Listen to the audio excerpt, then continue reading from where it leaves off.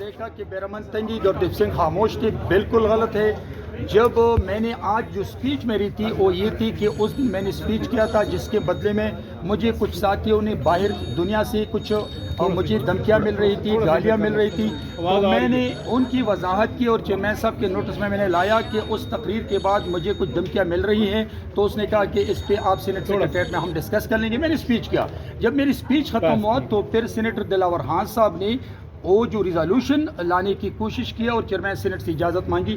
اس وقت تک کسی کو پتہ نہیں تھا کہ کس قسم کا ریزولوشن آ رہا ہے، اس لیے کہ ایجنڈے پہ نہیں تھا۔ جب چیئرمین سینٹ نے اجازت دی تو اس کو ٹیبل کرنے کے بعد سینیٹر عدنان اللہ نے اس پہ خلاف سپیچ کی اور پھر اس کی سپیچ کے بعد اس پہ ووٹنگ ہو گئی۔ جب ووٹنگ ہو گئی تو وہاں سے 14 سینیٹر سے 13 سینیٹر اس نے یس کہا، لیکن دوسری طرف سے جب ہم سے پوچھا گیا تو عدنان اللہ نے، گردیپ سنگھ نے اور میں نے نو کہا۔ یہ میں کیٹیگوریکلی کہتا ہوں، پاکستان پیپلز پارٹی یقین رکھتی ہے کہ الیکشن ہو، وقت پہ ہو، تاکہ الیکٹڈ باڈی پاکستان کی بات دوڑ سنبھالے اور پاکستان کو مشکلات سے نکالے۔ لیکن مجھے افسوس ہے کہ حامد میر جیسے ساتھی کہہ رہے کہ بیرمن تنگی خاموش تھا۔